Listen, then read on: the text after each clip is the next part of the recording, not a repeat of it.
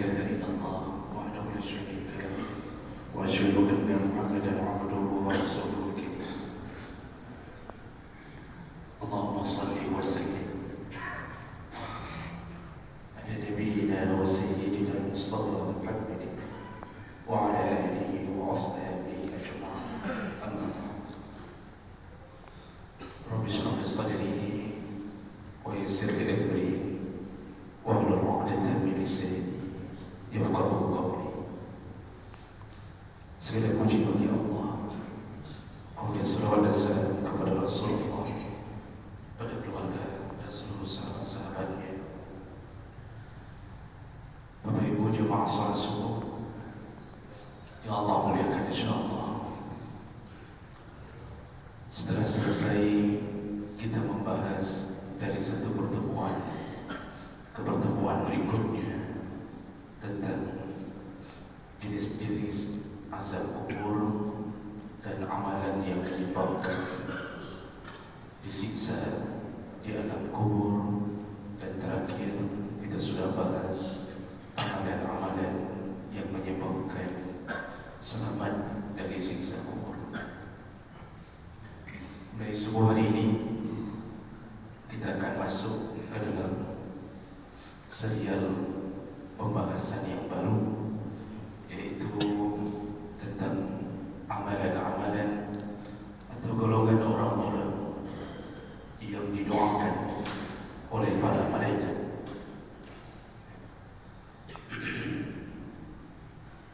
Jemaah subuh yang Allah muliakan, salah satu makhluk Allah yang tidak pernah ditolak doanya oleh Allah adalah malaikat. Kalau malaikat berdoa, dijamin selain Allah dengar, pasti Allah kabulkan. Salah satu yang menyebabkan Allah mengabulkan doa para malaikat, karena malaikat adalah makhluk yang tidak pernah melawan Allah dan selalu taat apapun yang disuruh oleh Allah. Allah menyebutkan la ya'sun Allah ma amarahu wa yaf'aluna ma yu'mar. Malaikat itu tidak pernah bermaksiat kepada Allah, dan mereka selalu mengerjakan apa yang diperintahkan oleh Allah.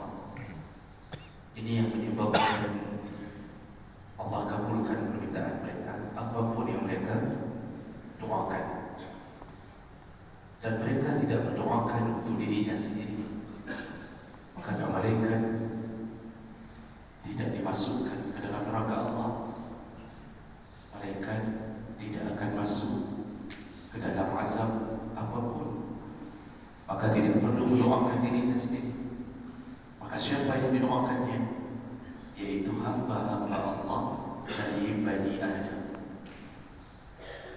Karena malaikat ditugaskan, salah satunya adalah mengawal kehidupan kita, mengiringi setiap langkah kita. Setiap bibir yang mengucapkan suatu kalimat, pasti malaikat mencatatnya. Ma yalfidu min qawlin illa ladayhi raqibun atid. Pasti tercatat oleh raqib dan atid. Dan malaikat terus mendampingi hidup kita sehari-hari kita, setiap detik di dalam pantauan malaikat, sampai akhirnya kita bertemu dengan malaikat maut, dan juga nanti kita akan bertemu dengan Munkar dan Nakir. Dan kita selanjutnya dibangkitkan di padang mahsyar di dalam kawasan malaikat. Ketika masuk surga, malaikatlah yang menjadi dayang-dayangnya kita. Jadi kita ini masuk surga pun masih didampingi oleh malaikat. Ketika masuk surga, kita tidak masuk begitu saja. Allah menyebutkan dalam akhir surah Al-Kahfi, innal ladzina amanu wa 'amilus shalihat kanat lahum jannatul firdausi nuzula. Kata Allah, ketika seseorang beriman dan beramal saleh, maka dia akan masuk surga dalam keadaan nuzulan. Nuzulan, kalau kita kaedah bahasa Arab ketika ingin menyebutkan tentang penyambutan. Jadi kalau tamu datang ke rumah disambut, itu bahasanya nuzul.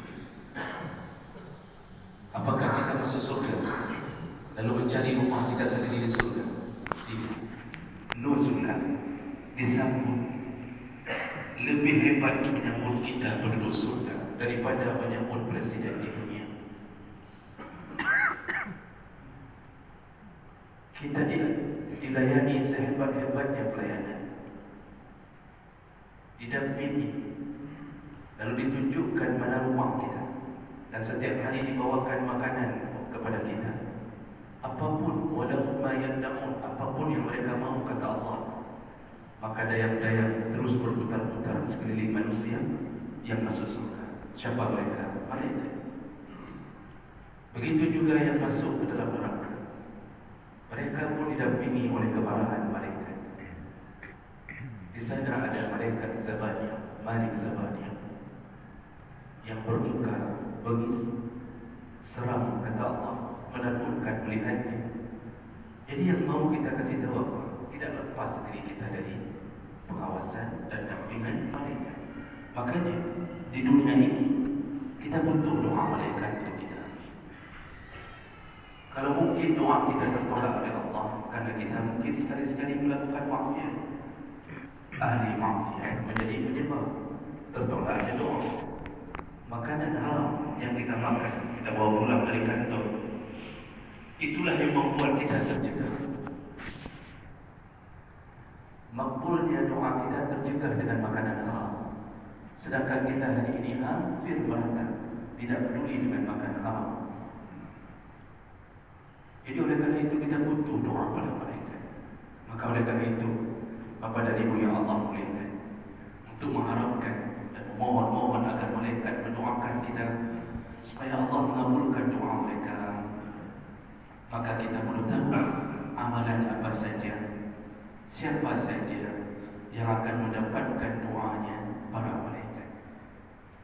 Dan ini panjang, bisa mencapai beberapa belas pertemuan ke depan, insyaAllah kita bahas satu persatu berdasarkan keterangan dari Allah dan Nabi SAW.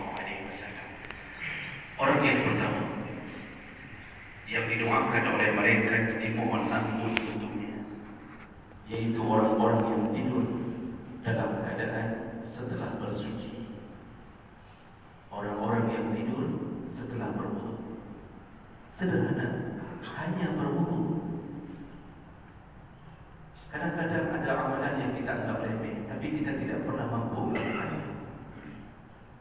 Ketika kita mendengar amalan yang menyebabkan mereka mendoakan kita berwudu sebelum solat, sebelum tidur, lalu kita menganggap itu kan kecil sekali.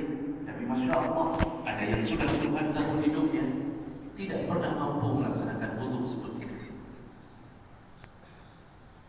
Hari ini orang tua yang tidak terbiasa hidup di dalam rumahnya dengan amalan-amalan Nabi, maka dia teruskan generasi itu.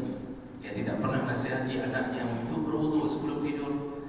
Biasanya pertanyaan yang akan dilontarkan kepada anaknya, "Nak, sudah kecil?" Jadi ketika anak mau tidur, pertanyaannya, "Nak, ada kedoi?" Kalau belum pergi kecil. Dan sudah sikat gigi? Nanti kalau tidak sikat gigi nanti akan begini, berkuman, macam-macam. Itu kita suruh. Nak, sudah cuci kaki? Itu pertanyaan orang tua kita yang paling banyak hari ini. Jarang sekali yang kadang-kadang bertanya, "Nak, sudah wudu? Tidak ingatkah engkau bagaimana Rasulullah mengatakan begini dan begini?" Ini kadang-kadang amalan kecil, tapi walaupun kecil, tapi kita tidak mampu melakukannya, kecuali mereka orang-orang yang faham. Makanya ilmu itu menuntun hidup. Kenapa orang-orang berilmu ditinggikan derajatnya oleh Allah? Walladzina utul ilma darajat. Orang-orang yang menuntut ilmu itu selalu lebih tinggi derajatnya di sisi Allah. Karena orang berilmu beramal berdasarkan tuntunan. Kecil amalannya, besar pahalanya.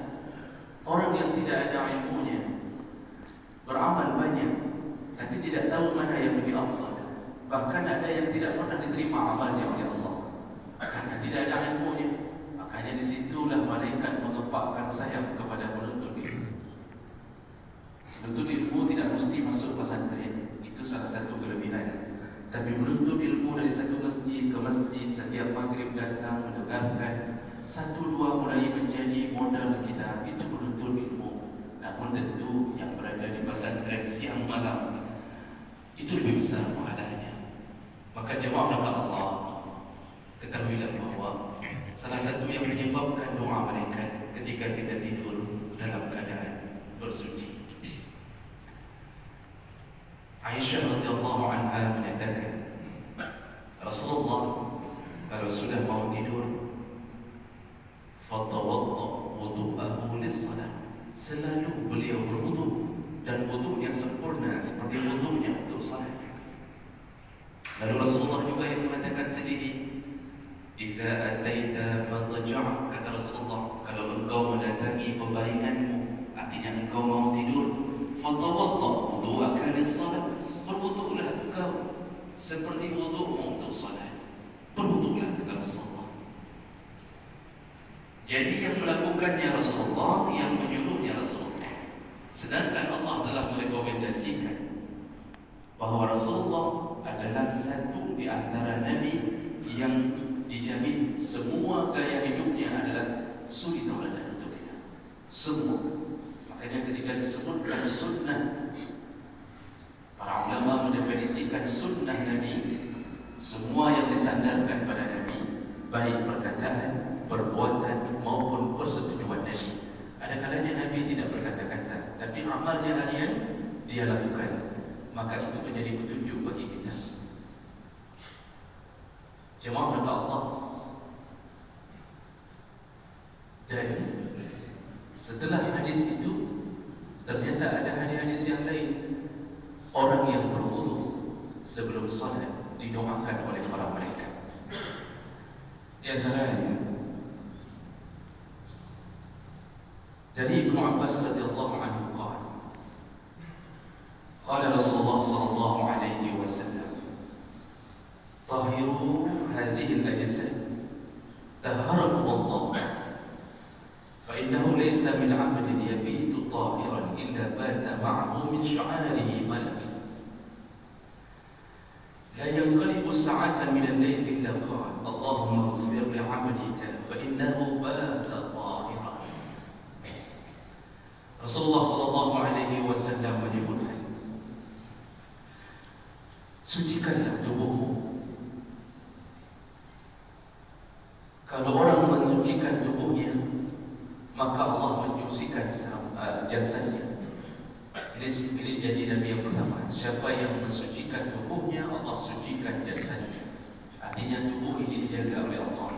Makanya orang berwudu itu, kalau dalam hadis-hadis tentang masalah wudu itu salah satu penyebab dibukanya 8 pintu surga. Kalau dia benar-benar berwudu dengan baik dan diakhiri dengan kalimat doa setelah wudu. Jadi habis wudu dengan baik, semua sunnah-sunnahnya dijaga 3 kali. Lalu ketika menyapu kepala, dia sapu seluruh kepalanya. Perlu kita ketahui Bapak Ibu yang Allah muliakan, dalam mazhab Syafi'i disebutkan minimal menyapu kepala 1 helai rambut hendak sudah sah.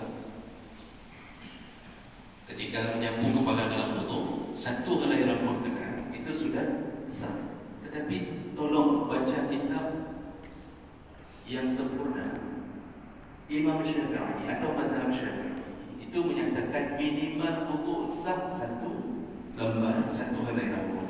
Tapi bukan disuruh dengan berwudu model begitu. Itu ingin dikatakan minimal sahnya wudu seseorang. Yang disuruh bagaimana? Buka seluruh kitab Syafi'i. Yang lebih baik, lebih afdal seluruh kepala.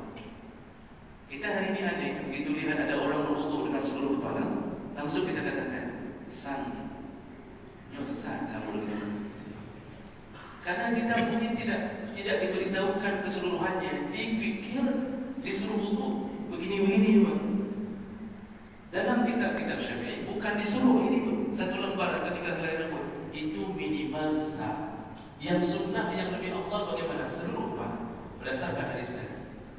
Itu pilihan dari mazhab Syafi'i. Saya orang hari ini kadang-kadang mengira yang berwuduk padanya ke mazhab Syafi'i. Itu bukan orang kita kayaknya. Kayaknya anak buah senang beronyo ini kayaknya. Masya Allah. Jemaah Allah SWT. Rasulullah kalau berwuduk bagaimana? Dalam hadis Nabi, salah satu hadis Nabi disebutkan bahawa Rasulullah itu kalau berwuduk, setelah dia basahkan tangannya ketika menyapu kepala, ada satu hadis yang menyebutkan beliau tempelkan ibu jarinya di sini, lalu beliau alirkan tangannya ke belakang. Beliau alirkan ke belakang, baru sekali lagi ke depan. Jadi ke belakang sekali, kemudian ke depan.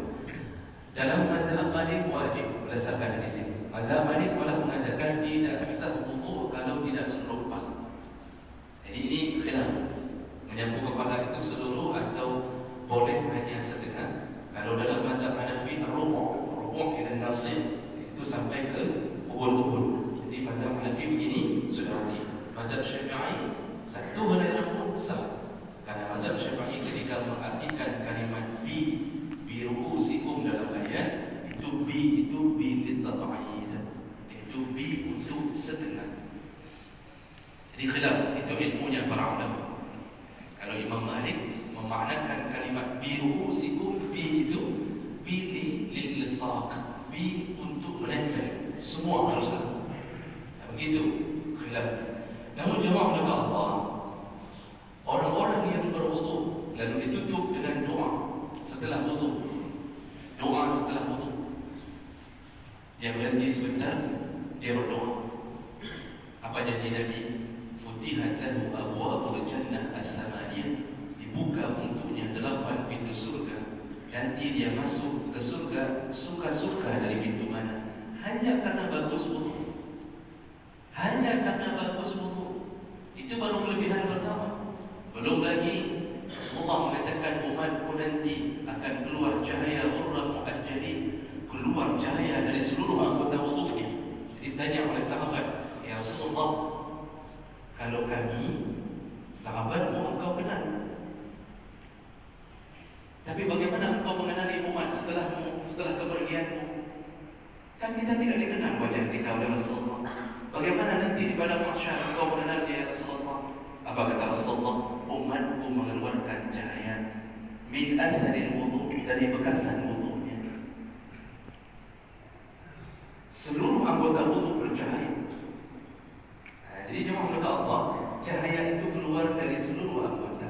Dan mohon maaf saya katakan tidak ditemukan dalil bahawa jidat yang hitam menjadi bahagian tanda umat Muhammad di padang mahsyar. Jadi jangan mengira bahawa jidat menjadi tanda, tidak. Silakan cek hadis-hadisnya, tidak ada yang mengatakan itu. Bahkan coba cek fisik Nabi berjidat hitam atau tidak. Silakan cek hadis Nabi jidatnya hitam atau tidak. Namun jidat hitam itu menandakan salah satu banyaknya ibadah seseorang. Bagus. Selama dia tidak gosok-gosok sendiri, bagus. Artinya jangan mengira bahawa itu juga bahagiannya buruk, tidak. Itu menunjukkan banyaknya sujud seseorang. Tapi jangan mengira itu bahagian yang menjadi tanda.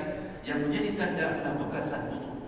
Orang yang berwudu baik ditandai Nabi. Sampai Nabi mengatakan kepada sahabat, kalau kalian punya kuda hitam yang banyak, lalu ada kuda putih, artinya yang belang-belang di antara kuda hitam, bisakah kalian tandai?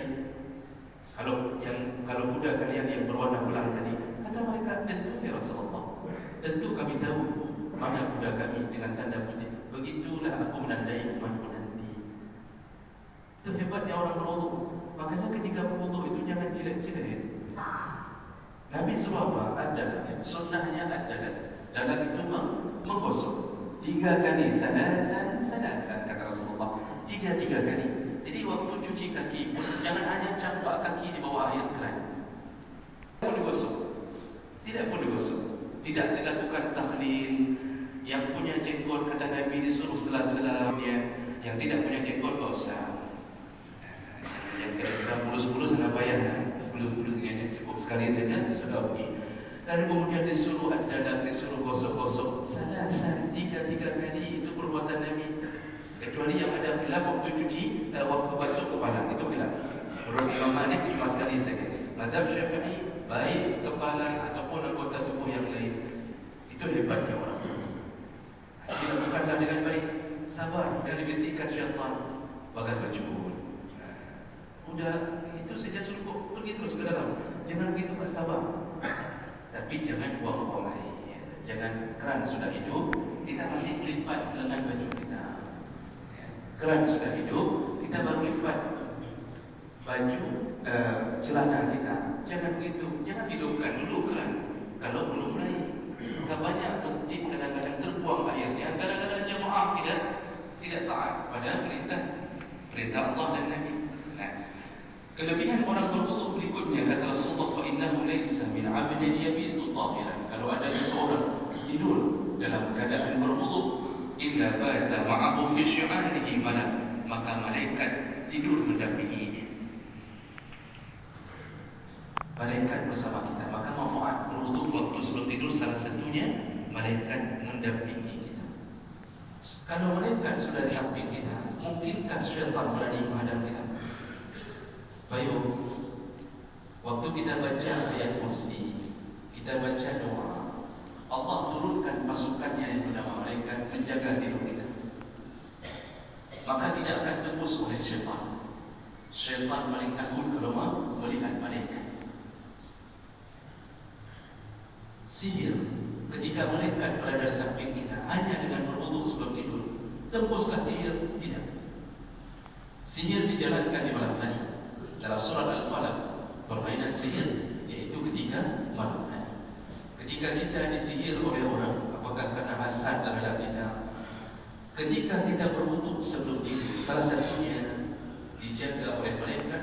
Malaikat menepis semua kemungkaran kita dengan izin Allah. Kemudian Rasulullah menyambung, la yanqalibu sa'atan min al-lail, ketika dia membalikkan badannya ketika tidur, dia balik ke kanan, dia balik ke kiri. Setiap kali dia balik, malaikat mendoakannya, Allahumma ighfir li 'abdika, ya Allah, ampunkanlah hamba-Mu ini, fa innahu bata tahiran, karena dia telah tidur dalam keadaan bersuci. Cuma oleh Allah. Lihatlah bagaimana kelebihan orang yang berwudu sebelum tidur.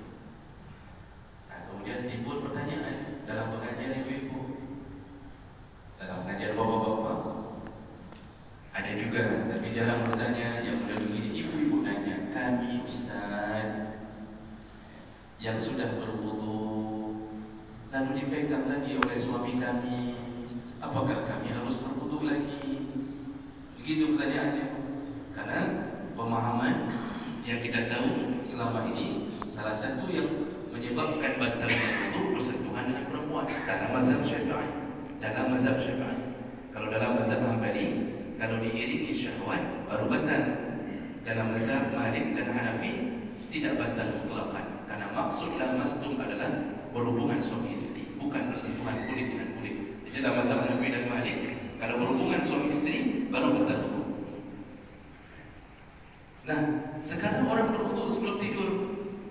Apakah gara-gara wudu kemudian ketika suami ingin menyentuh istri, lalu istri mengatakan, coba-coba mandi, jangan coba-coba beda. Saya sudah ada wudu.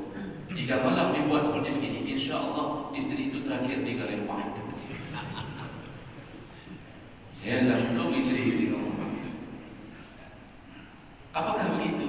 Nah, para ulama mensyarah, wudu untuk tidur berbeda wudu untuk salat. Wudu untuk salat yang tidak boleh bersentuhan karena hubungannya dengan kesucian salat tadi. Itu yang dibicarakan dalam kitab tentang batal, tidak batal, bersentuhan dengan perempuan.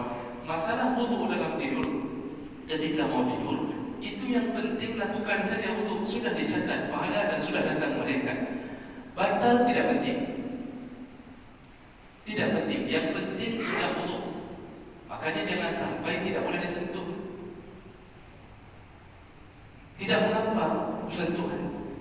Malah kalau kita baca adab-adab tidur, tidurnya suami istri itu paling bagus memang berdekatan. Jadi jangan sampai karena suami istri hanya belajar tentang wudu, tidak boleh tersentuh setelah itu, yang satu menghadap ke kanan, yang satu menghadap ke kiri.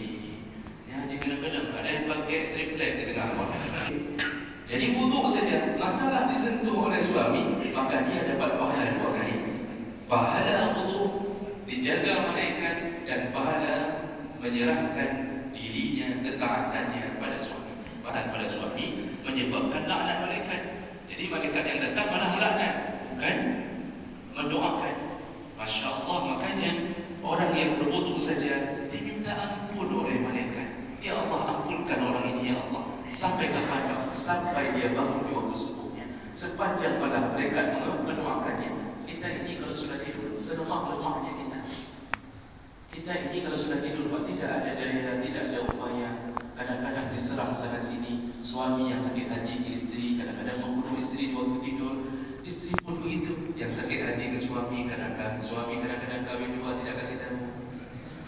Lalu dilakukanlah aniaya ketika suami tidur. Tidur itu paling lemah keadaan. Maka di saat kita paling lemah, satu-satunya yang bisa menjaga kita yaitu yang tidak pernah tidur. Di saat semua banking yang kita andalkan hanya bisa hidup, hanya bisa menjaga kita ketika mereka tidak tidur. Banking kita siapa, Pak? Dari mana? Manusia. Dia pun tidur. Rampok datang, habis mati baru datang banking kita. Tapi Masya Allah, Allah Al-Hayyul Al-Qayyum. Allah hidup, Allah tidak pernah tidur. Kepadanya lah kita berharap perlindungan. Maka berwudulah agar Allah kirimkan pasukannya untuk menjaga kita sepanjang malam kita. Mudah-mudahan bisa kita amalkan. Dan yang belum mengamalkan, paksalah diri. Kira-kira 7 hari pertama paksa wudu sebelum tidur. InsyaAllah akan mendapatkan keberkahan di dalam hidupnya sampai paginya dan berulang-ulang setiap malam ketika dia mengamalkannya dengan istiqamah. Mudah-mudahan bermanfaat. Subhanallah wa bihamdihi, asyhadu an la ilaha illa